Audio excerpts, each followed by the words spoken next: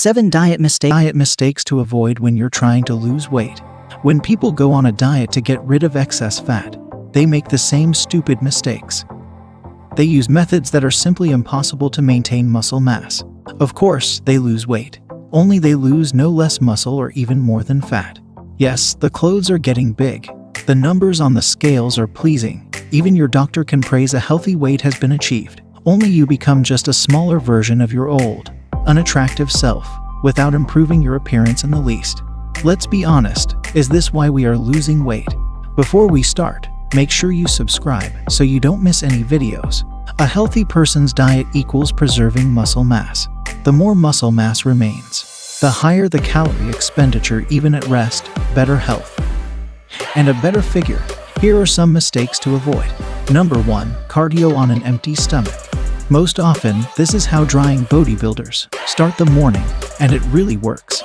If you are using steroids, for a straight person, this is a great way to lose muscle. Let's start with the fact that the level of cortisol in the morning is very high. It is his rise that gives the energy to wake up. If you do not have something to eat, then you can still raise. Throw in some cardio, and this great combo will start to burn muscle tissue. Let's remember that all this happens on a diet when stress is already enough due to a calorie deficit. If you overdo it with your morning exercises, you can spend the whole day in catabolism. Don't get me wrong, I'm not for or against cardio. Some people need it, some don't. But I believe that if you want to do it on a diet, then you should not do it on an empty stomach. The ideal time for cardio is the post-absorptive phase.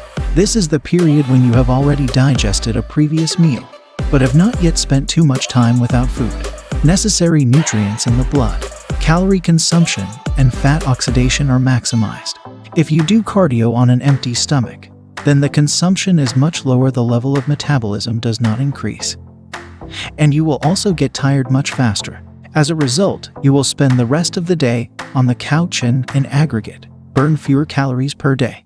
Number 2. Multi-repetition with light weight. The best way to preserve muscle tissue is to maintain strength. When you force the body to lift the same weights, it realizes that there is no way without muscles.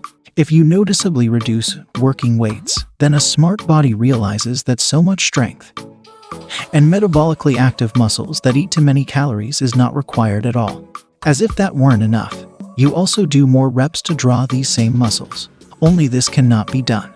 There are 2 things you can do with muscles: enlarge and shrink lose. To show the world the relief musculature, you need to burn fat. Someone, however, is trying to add repetitions without reducing working weights. It would seem that there is logic in this. The more work, the more calories are expended. But not on a deficit, when you are already having difficulty recovering from the usual loads. If you go over with volume, then from workout to workout you will lose both strength and mass. In short, no need to pump up the deficit. Continue lifting the same weights while limiting your volume. Number 3. Medium intensity cardio. Want to add cardio to speed up your weight loss? You have 2 options: high intensity or sprinting, and low intensity like walking.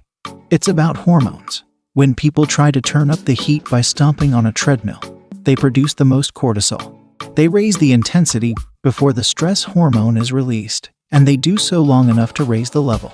Classic low-intensity cardio, like an hour-long walk in the park, does not tire at all, and even soothes after iron. And high-intensity interval training is too short for stress to stimulate the release of cortisol. So choose a low intensity to do cardio for at least 45 to 60 minutes without straining, or work vigorously, but no more than 15 minutes. That is why I personally prefer carrying heavy loads, farmer's walk, and other options 3 to 5 minutes. And you burning a lot of calories, keep all the muscles in place. Number 4. Busting with a deficit.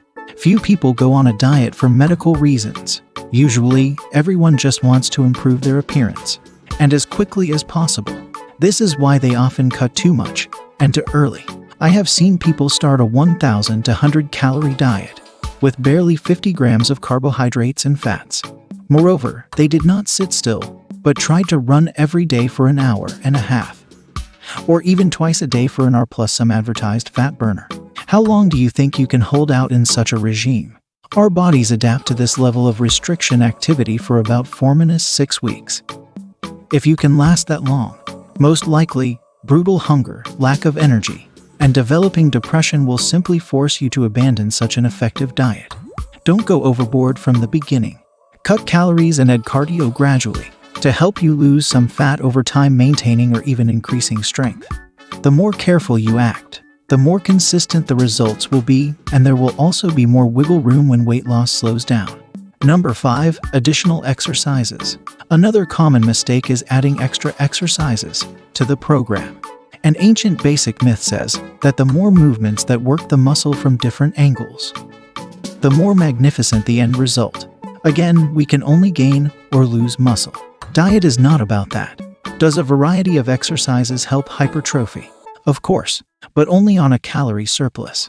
On a deficit, our body can barely keep what we have gained by overwork.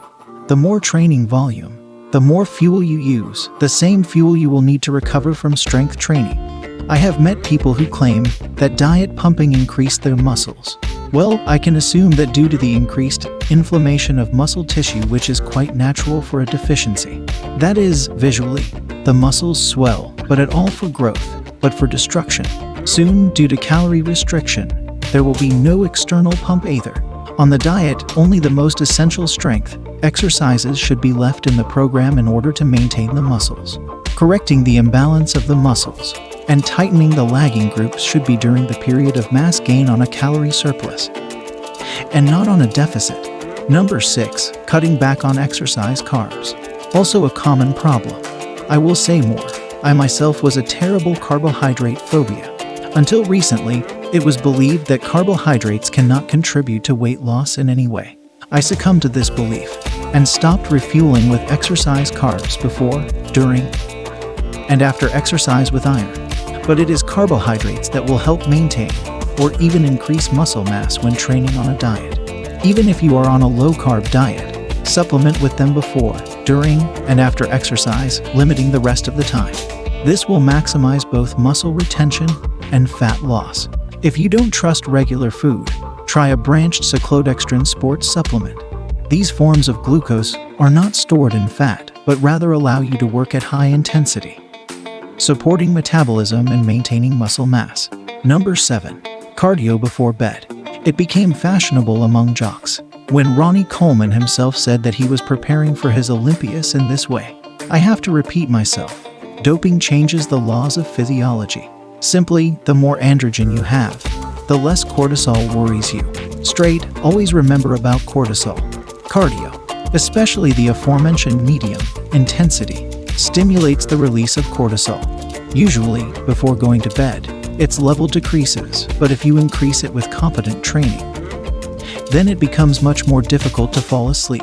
And if it succeeds, then the recovery is far from optimal. You can sleep for 9 to 10 hours, but not rest properly. If you enjoy sleeping soundly and recovering completely from dreams as well as losing excess fat, then don't exercise late at night. What to do? Everything is very simple. Continue with the same weights in the main exercises, limiting the total volume. Don't add extra exercise.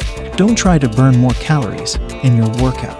If you want to add cardio, then either long-term low intensity or short high intensity interval, not on an empty stomach or before bed.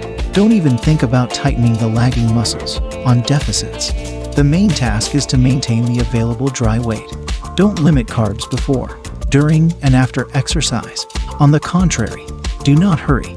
Cut back on calories and increase physical activity in small steps to lose about a pound per week. You can always push if weight loss slows down. So there you go, now you know what to do and not if you want to lose weight. Have you been through a weight loss journey? What motivated you? Share your views with us in the comments.